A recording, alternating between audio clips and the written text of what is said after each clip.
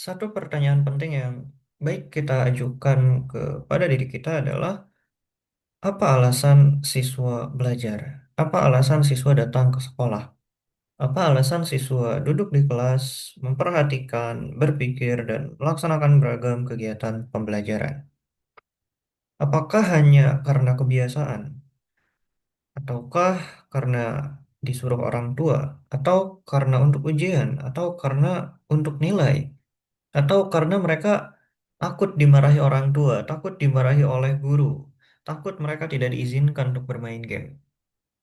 Jika alasan-alasan siswa masih berupa alasan yang sifatnya jangka pendek, maka siswa mungkin belum memperoleh pembelajaran yang meaningful learning.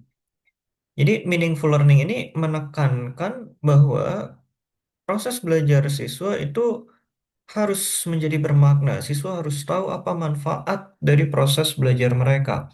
Apa dampak dari ilmu itu lebih dari sekedar untuk memperoleh nilai ujian.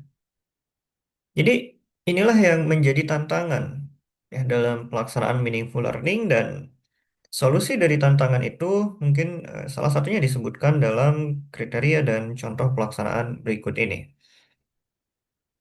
Jadi dalam kebijakan sekarang ada istilah meaningful learning dan ini bisa sangat membantu kita untuk membangun pembelajaran yang bermakna pada diri siswa agar siswa tahu mengapa mereka belajar, agar siswa tahu alasan di balik aktivitas proses belajar mereka.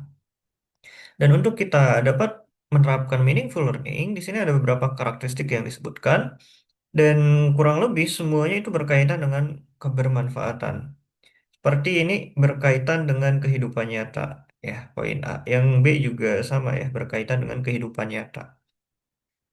Kemudian yang poin D, ini konteks baru artinya ilmu itu ada alasannya, ya. Ilmu itu bukan hanya untuk dipelajari, hanya untuk dipahami, tapi ada alasan, ada tindak lanjut, ada penerapan dari ilmu tersebut terhadap konteks yang baru. Kemudian ini juga sama ya tentang kebermanfaatan. Jadi bukan hanya belajar itu untuk dipelajari saja, bukan hanya untuk dipahami saja, tapi juga bisa dimanfaatkan dalam bidang ilmu yang lain dan menjadi pembelajar yang sepanjang hayat.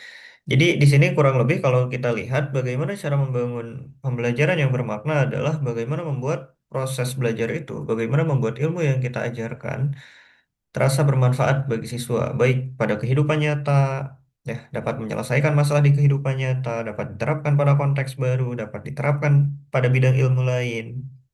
Dan kita lihat juga pada poin C di sini, ya, berkaitan dengan pengalaman sebelumnya.